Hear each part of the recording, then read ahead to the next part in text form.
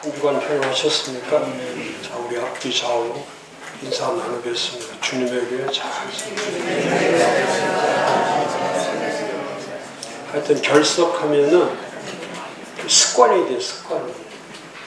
그래서 요즘 보니까 잘 나오다가 빠지시는 분들이 있는데 벌써 오늘 이상천 목사님 어디 갔어요?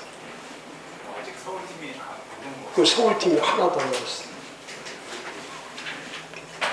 미리미리 하셔야 돼요. 자, 오늘 강의는 너무너무 중요한 겁니다. 슈퍼처치도 문제고, 오늘은 이 스몰처치에 대한 말씀이죠. 페이지 36페이지.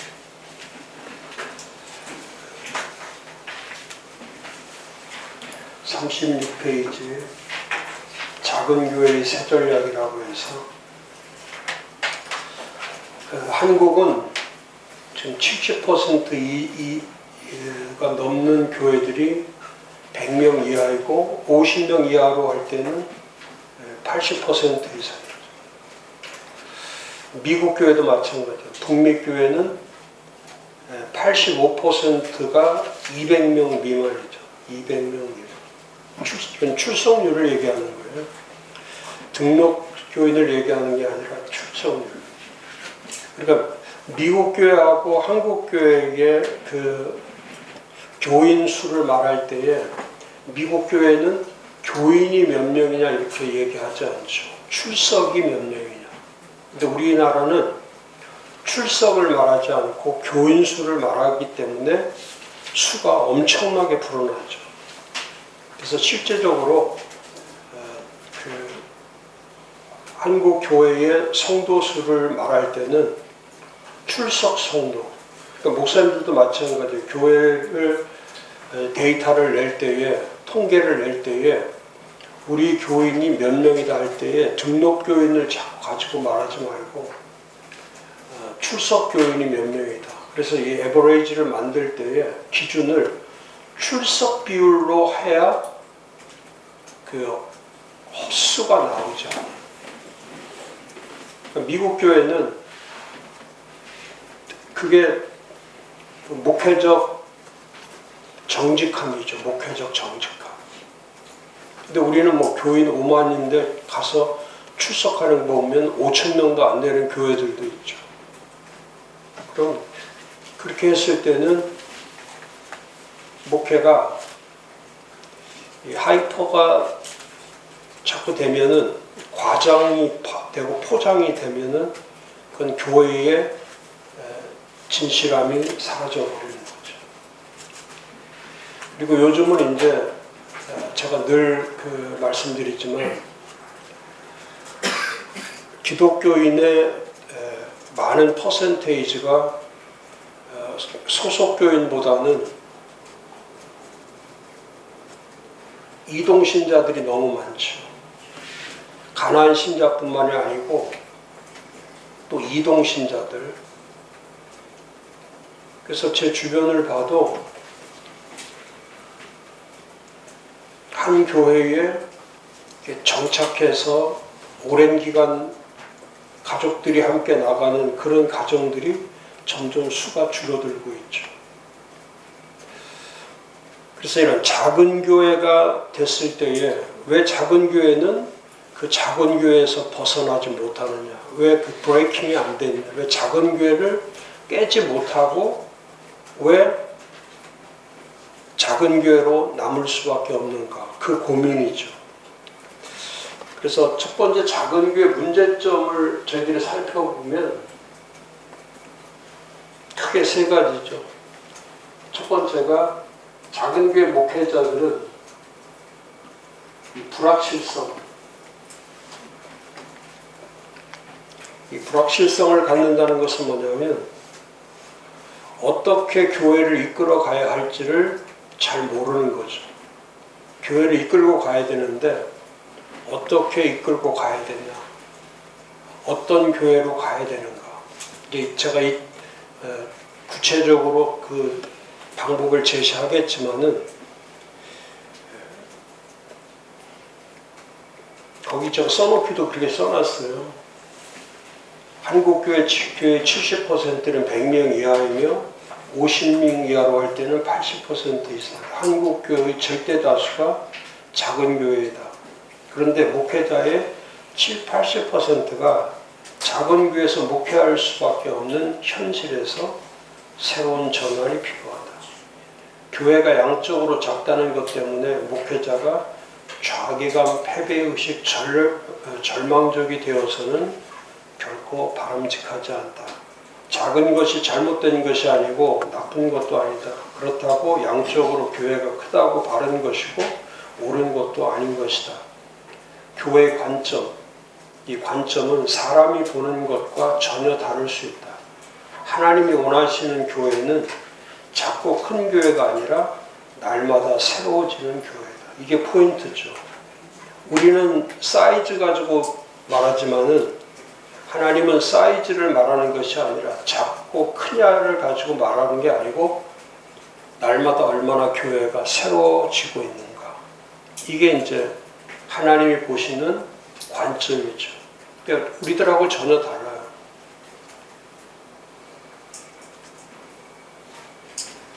그 마가복음 2장 22절에 있듯이 새 포도주를 낡은 가죽 부대에 넣는 자가 없나니 만일 그렇게 하면 새 포도주가 부대를 터뜨려 포도주와 부대를 버리게 되리라. 이게 한국교회예요.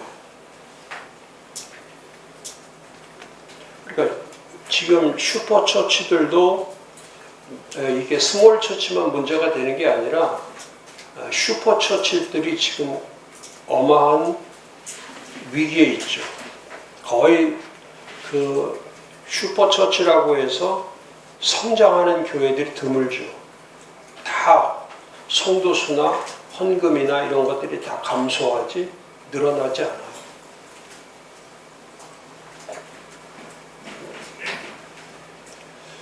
우리 출신들도 그렇죠. 우리 출신들도 한 100명에서 6, 7천 명까지 올라가는 그런 교회들이 있어요. 또 한 4천 명까지 올라간 교회들도 있고. 근데 그런 교회들이 코로나를 지나면서 반도 안 나오죠. 반도. 그야말로 초토화 됐죠. 그러니까 자연적으로 그 사역들이 다 축소될 수밖에 없어요. 인력도 축소되고 사역도 축소되고. 그러면서 또 그런 그 슈퍼처치들은 목회자들이 심한 목회적 스트레스를 받기 때문에 그러니까 병에 걸리기도 쉽고 또 심지어는 병에 걸려서 암에 걸려서 지금 목회도 제대로 할 수 없는 그런 상황에 있는 목회자들도 있죠. 제가 그 모습을 보면서 참 안타까운 것이 사이즈를 키워가다가 한번 이 데드크로스 출석률 증가보다 출석률 감소가 될 때는 그 목회적 심리적 스트레스라는 것은 이루 말할 수 없죠. 그래서 슈퍼처치들도 문제지만은 그런 슈퍼처치들이 지금 이제 1세기의 그 한국교회가 선교 100주년을 지나서 지금 이제 선교 2세기로 갈 때에 요 지금 1세기에서 선교 2세기로 갈 때에 가장 위기감이 있는 거예요. 그러니까 지금 선교 100년까지는 한국교회가 어마어마하게 성장했죠. 선교 1세기에는 어마어마해요. 근데 지금 130년이 넘어가면서 30여 년 동안 한국교회는 그야말로 곤두박질 치고 있는 거죠. 그러니까 선교 2세기가 완전히 한국교회에 준비하지 않은, 미래를 준비하지 않은 한국교회의 문제로 인해서 지금 한국교회는 그야말로 방향 설정을 하지 못하고 그 리더십도 발휘할 수 없는 그런 시기가 되어버린 거예요. 그래서 예수님 말씀하신 것처럼 오직 새 포도주는 새 부대에 넣느니라. 그러니까 새 포도주는 새 부대에 넣을 때만 가치가 있는 거죠.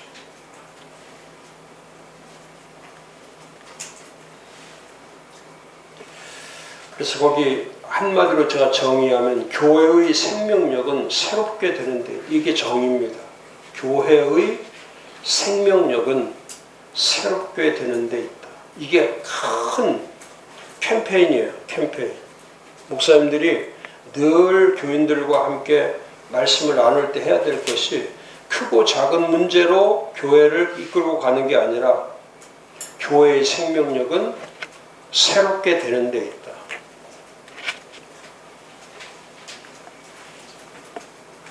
그래서 작은 교회가 생존력을 높이고 지속적 성장을 하기 위해서 반드시 새롭게 해야 할 전략을 준비해야 목회자 자신은 물론 교회 전체에 희망을 줄 수 있다.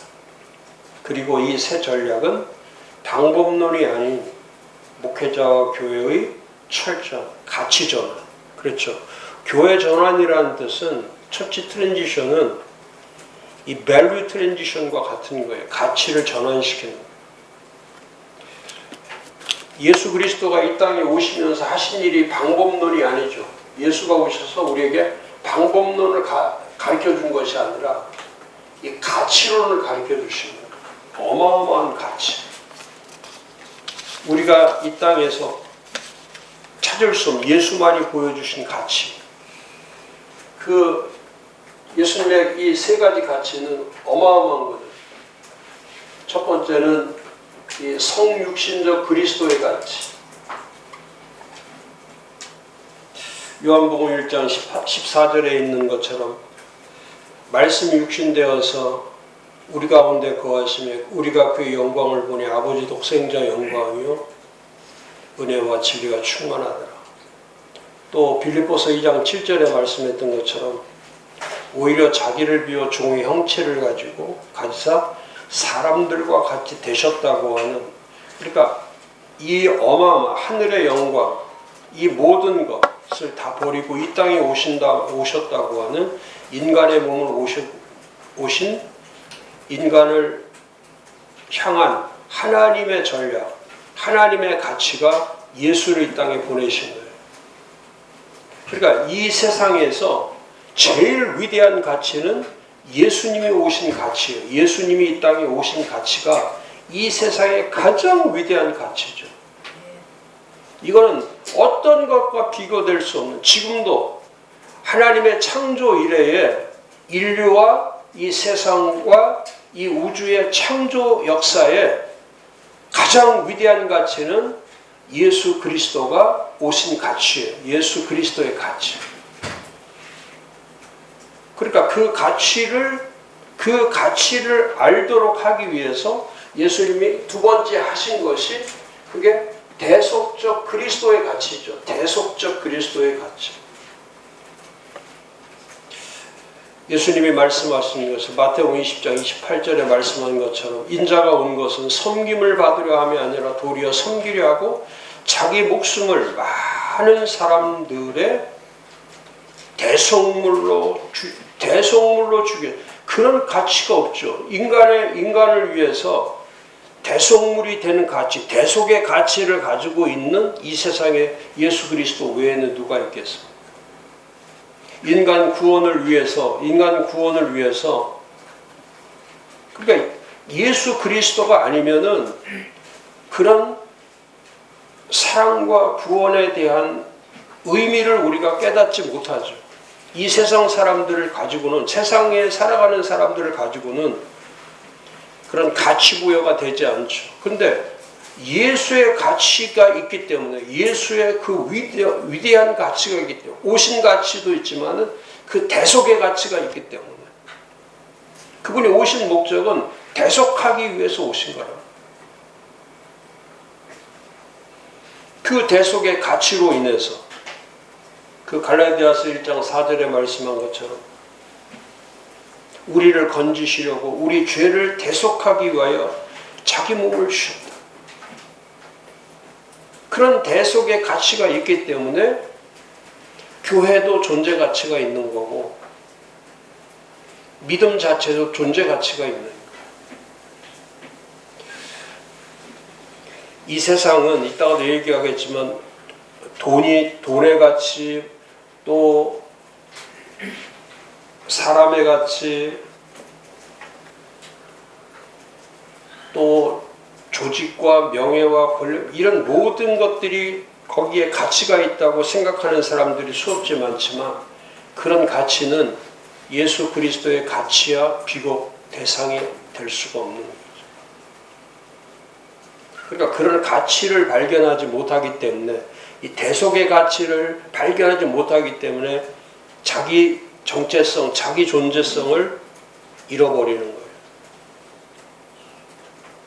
그 다음에 예수 그리스도께서 보여주신 마지막 가치는 이 성취적 가치. 예수 그리스도께서 완벽하게 성취하신 분은 이 세상에 아무도 없죠. 예수밖에 없는 거예요. 그래서 우리가 잘 아는 것처럼 요한복음 19장 30절에 예수께서 신포도주를 받으신 후에 이르시되 다 이루었다 하시고 머리를 숙이니 영혼이 떠나가십니다. 그 성취, 그 십자가 위에서 모든 것들을 다 성취하신. 그러니까 예수 그리스도가 아니면은 자, 성육신적 가치, 대속적 가치, 성취적 가치가 아니고서는 우리가 구원을 어떻게 설명하고 교회를 어떻게 설명하고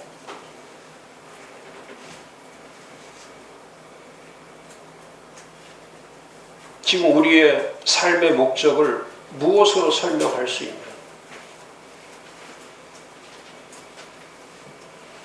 그러니까 인생은 방법론에 있는 게 아니고 인생은 가치론에 있다. 인생은 방법론에 있지 않고 지금 뭐 나라가 이렇게 되고 하는 걸 이런 방법을 가지고는 이 나라가 온전치 못하죠.